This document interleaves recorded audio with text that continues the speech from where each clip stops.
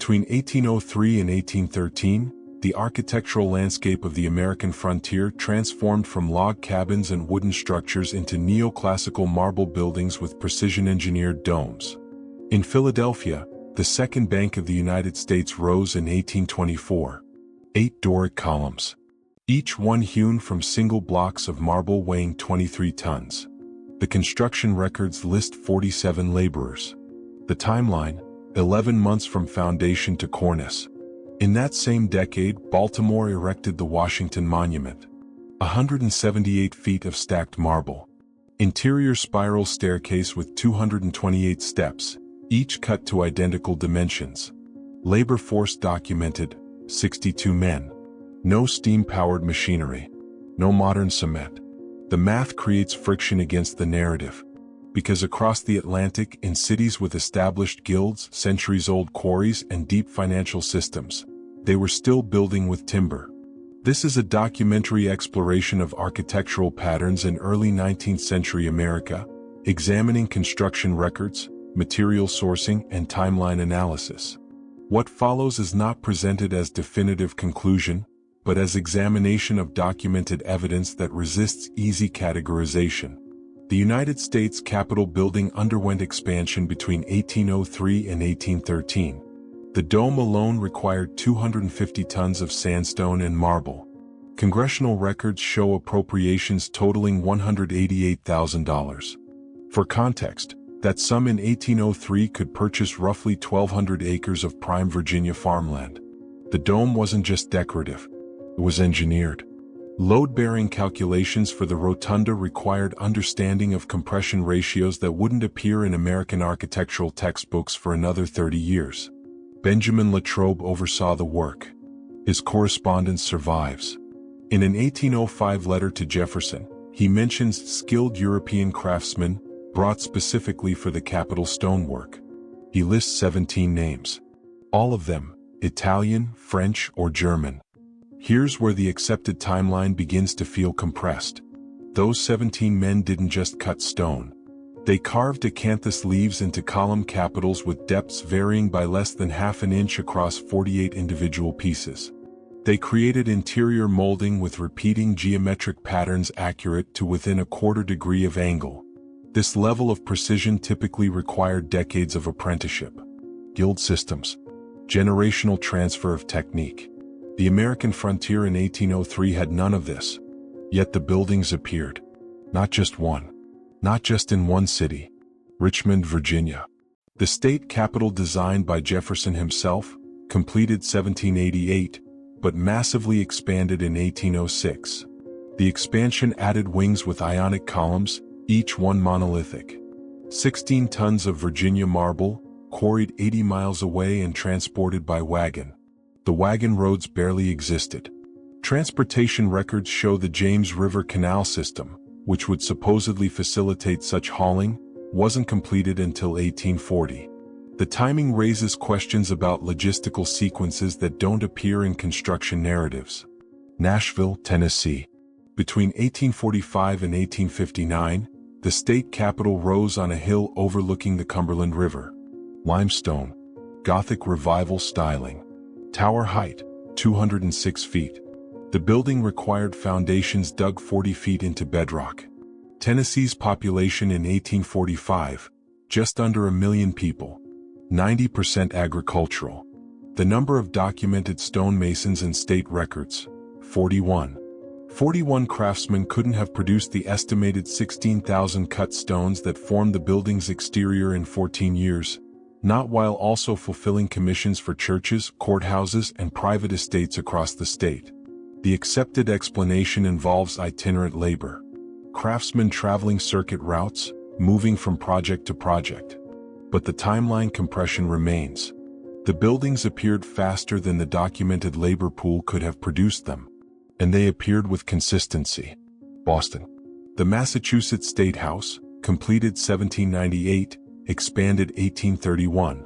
The expansion added marble wings that precisely matched the original dome's architectural language, despite being designed by different architects 33 years apart. Architectural consistency across decades suggests either extraordinary documentation and standardization or something else. The granite for Boston's expansion came from Quincy, Massachusetts, 12 miles away. Each block weighed between 2 and 8 tons. The granite railway was built specifically to transport these stones. America's first railroad, powered by horses pulling wheeled platforms along wooden rails. It functioned for 3 years before becoming obsolete. The infrastructure investment seems disproportionate for a single building project, unless the demand existed for reasons beyond what the official timeline suggests. Cincinnati built a neoclassical courthouse in 1852. Corinthian columns. Copper dome. The copper sheets were hammered and fitted with overlapping precision that prevented water infiltration, a roofing technique that European craftsmen had refined over centuries. Cincinnati's population in 1852, roughly 115,000 people. The number of documented coppersmiths capable of dome sheet fabrication, 7. The courthouse dome required an estimated 1,200 individual copper sheets. At documented production rates for hand-hammered copper roofing, approximately 2 sheets per craftsman per day, the dome should have required 86 weeks of continuous work by all 7 smiths. Construction records show completion in 11 months. The math doesn't reconcile with the documented labor force. These aren't isolated anomalies. The pattern repeats across regions that supposedly lacked architectural tradition, skilled labor, or established supply chains. And it repeats with a feature that seems impossible to explain through conventional historical models. The buildings didn't evolve. They appeared fully formed, with no visible progression from simpler to more complex forms. Architectural evolution typically shows gradual development. Gothic cathedrals evolved over centuries, each generation building slightly higher, slightly more elaborate, learning from structural failures and iterative refinement. The American neoclassical buildings show no such progression. They simply were. In 1803, wooden structures. In 1813, marble temples. No intermediate forms. No documented failures. No learning curve visible in the archaeological or historical record. As if the knowledge arrived complete. The Erie Canal opened in 1825. 363 miles of hand-dug waterway connecting the Hudson River to Lake Erie. The engineering required precise elevation calculations. The canal drops 565 feet from Buffalo to Albany through a series of 83 locks. Each lock chamber, 90 feet long, 15 feet wide, walls built from cut limestone blocks fitted without mortar. The project took 8 years. The workforce, approximately 9,000 men at peak construction. Here's the detail that resists easy explanation. The elevation surveys were completed in 1817, before theodolites accurate enough for such measurements were commercially available in the United States. The surveying instruments had to be imported from England. But the surveyor, James Geddes, began mapping the route in 1808. His elevation calculations, when later verified with precision instruments in the 1830s, were accurate to within 18 inches over 363 miles. That level of accuracy required equipment and training that official records say didn't exist in America at that time. The canal succeeded on the first attempt. No failed sections. No locks that had to be redesigned due to calculation errors. No segments requiring reconstruction because of foundation failures. Compare this to the Thames Tunnel in London, begun 1825, the same year the Erie Canal opened. The Thames Tunnel had access to Britain's entire engineering establishment, centuries of institutional knowledge, and the world's most advanced industrial base. It took 18 years to complete and flooded 5 times during construction, killing multiple workers. The Erie Canal, built by frontier laborers using shovels and wheelbarrows, functioned perfectly from day one. The infrastructure pattern repeats. Pennsylvania built the main line of public works between 1826 and 1834. A mixed system of canals and rail lines spanning nearly 400 miles. The system included the Allegheny Portage Railroad, an inclined plane system that lifted canal boats over the Allegheny Mountains using stationary steam engines and hemp ropes. The engineering tolerances on the inclined planes required the rail grades to be accurate within half a degree, or the weight distribution would cause loaded boats to tip during ascent. The calculations were done by hand. The grades were perfect. The system operated for 20 years without a single structural failure. Then there's the Chicago Water Intake System, completed in 1867. 2 miles of underwater tunnel extending into Lake Michigan, positioned 60 feet below the lake bed to avoid contamination and ice. The tunnel was dug from both ends simultaneously, one crew working from shore, another from a crib structure built 2 miles out in the lake. The two sections met in the middle with an alignment error of less than 2 inches horizontally and 3 inches vertically. In 1867 they had no sonar, no laser guidance, no electronic surveying equipment, just mathematics. And the mathematics worked with impossible precision. The pattern extends beyond transportation infrastructure. Grain elevators appeared across the Great Lakes region starting in the 1840s. These weren't simple barns. They were vertical storage structures with internal conveyor systems powered by steam engines, capable of lifting wheat from ship holds and distributing it across multiple storage bins through a network of chutes and gates. The first grain elevator in Buffalo, completed 1843, could store 55,000 bushels and unload a cargo ship in under 4 hours, a process that previously took several days using manual labor and sacks. The engineering required understanding of material flow dynamics, structural loading for granular materials, and mechanical power transmission.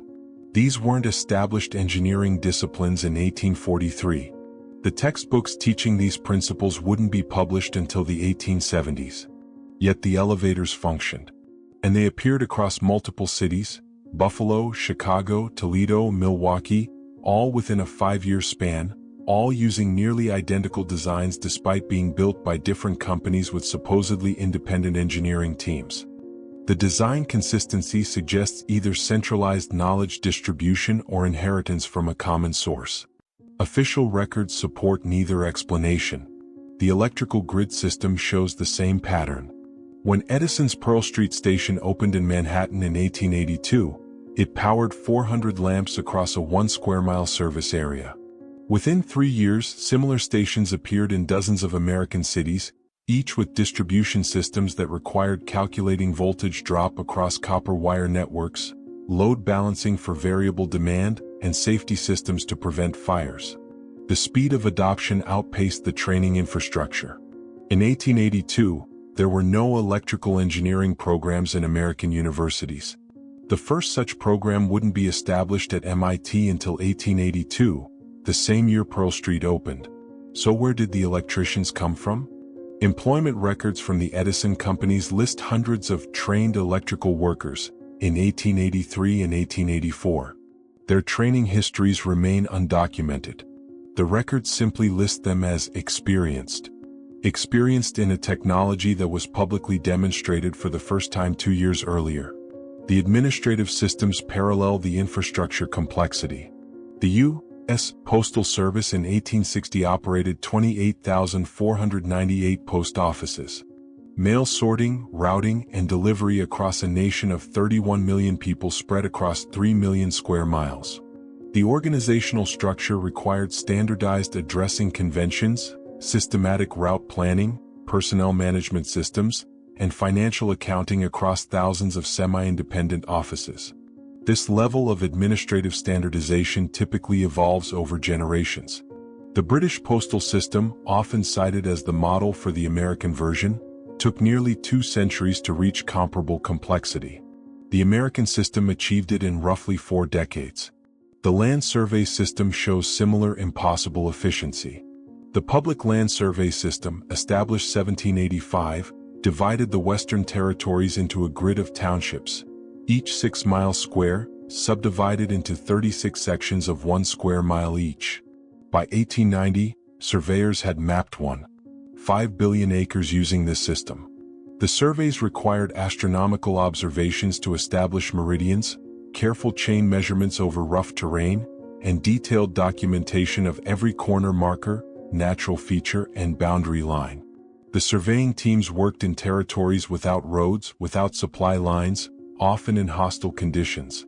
Yet the grid is nearly perfect. Modern GPS verification shows the original survey markers are accurate to within a few feet, even in remote areas surveyed in the 1830s and 1840s. That level of consistency across decades of work, across thousands of individual surveyors, suggests either remarkable training standardization or access to knowledge that shouldn't have existed. The buildings, the canals, the railroads, the grids, they all share a common feature. They appeared as complete systems, not as evolutionary developments. And they appeared with a precision that the documented technological and educational infrastructure of the period cannot adequately explain. Whether this reflects inheritance of existing systems, the arrival of concentrated European knowledge, or something else entirely, the timeline keeps compressing in ways the standard narrative struggles to accommodate. The term wasn't mysterious. It was geographic shorthand for regions European cartographers knew existed but couldn't map in detail due to limited access and political boundaries. By the mid-19th century, as Russian expansion and improved surveying filled in the details, Tartaria disappeared from maps, replaced by more specific regional names like Turkestan, Mongolia, and Siberia. The historical Tartaria was simply a label that became obsolete. The modern reinterpretation began in online communities in the early 2000s. Researchers examining 19th-century architecture noticed the patterns outlined in this examination: the timeline compression, the precision, the lack of evolutionary development, the infrastructure that appeared before documented demand. They proposed that these patterns might indicate something beyond conventional historical explanations. Some suggested the buildings were inherited from a previous civilization, a technologically advanced culture that left behind infrastructure later claimed by emerging nations. Others proposed that a catastrophic reset event in the early 1800s disrupted a more developed world, leaving behind architectural remnants that survivors repopulate and rebranded. A third interpretation suggests administrative and knowledge transfer on a scale not captured in official records, that European expertise, capital, and labor arrived in coordinated waves that official histories minimize or overlook, creating the appearance of impossibly rapid development. All three models attempt to reconcile the same underlying friction. The documented evidence doesn't align comfortably with the accepted timeline. The evidence invites examination without requiring commitment to any single explanation. Return to 1816, the year without a summer. Volcanic eruption of Mount Tambora in Indonesia. Global temperature drop. Crop failures across the northern hemisphere. Famine in Europe. Snow in June across New England. The climate disruption lasted roughly 3 years. Then, beginning around 1820, the construction boom accelerated. Canal projects. Marble civic buildings. Coordinated infrastructure across regions that had been sparsely populated subsistence territories just years before. One interpretation: the climate crisis triggered migration and investment from Europe, bringing capital and skilled labor that had previously remained concentrated in established centers. Another interpretation: the climate event was more severe than official records indicate, creating a discontinuity that required rebuilding on a scale obscured in later historical narratives. A third possibility: the timing is coincidental, and the construction boom reflects economic factors, expanding trade networks, land speculation, and industrial capital seeking new markets. Each explanation has supporting evidence. Each leaves unanswered questions. The architectural patterns don't prove a hidden civilization, but they do reveal gaps in the documented chain of knowledge transfer and labor availability. The infrastructure systems don't require a lost empire to explain, but they do suggest organizational capacity and technical sophistication that sits uncomfortably with frontier narratives of isolated pioneers building from scratch. The precision doesn't demand supernatural engineering, but it does raise questions about where the training occurred, who possessed the institutional knowledge, and why the learning curve appears absent from the historical record. This examination isn't about choosing between conspiracy and convention. It's about recognizing that the physical evidence, the buildings that still stand, the canals that still function, the survey markers that still align, doesn't fully resolve into the narrative frameworks we've inherited. The term Tartaria functions in this context, not as a specific historical claim but as a placeholder, a label for the cognitive dissonance between what the timeline says should have been possible and what the archaeological record shows actually occurred. Whether that dissonance reflects incomplete historical records, minimized European involvement, inherited infrastructure, or simply the human capacity for rapid development under specific conditions, the evidence remains. The Second Bank of the United States still stands in Philadelphia. The columns are still there. Each one still weighs 23 tons. The construction timeline is still documented, 11 months. The Erie Canal still operates, now as part of the New York State Canal System. The locks still function. The elevation calculations from 1817 are still accurate. The grain elevators in Buffalo, though modernized, still rest on foundations from the 1840s, foundations engineered for loads and stresses that the official timeline suggests shouldn't have been calculable at that time. These aren't theories, they're measurements. The interpretive question isn't whether the buildings exist, it's how to reconcile their existence with the documented resources, labor pools, and knowledge systems of the period. Some find the conventional explanations sufficient. The economic expansion, the immigrant labor, the transfer of European techniques. These factors in combination can account for rapid development even if specific documentation remains sparse. Others find those explanations incomplete. The precision, the consistency, the absence of failure, the infrastructure built ahead of apparent need. These patterns suggest something beyond opportunistic growth and imported expertise. The evidence doesn't compel a single conclusion. It compels continued examination. Because whether these structures represent the maximum output of documented historical processes pushed to their limits, or whether they represent something inherited, rebuilt, or systematically obscured, the buildings themselves remain unchanged. The math remains uncomfortable. And the timeline continues to compress in ways that resist simple resolution. The architectural leap between 1803 and 1813 happened. The precision infrastructure of the 1820s through 1860s happened.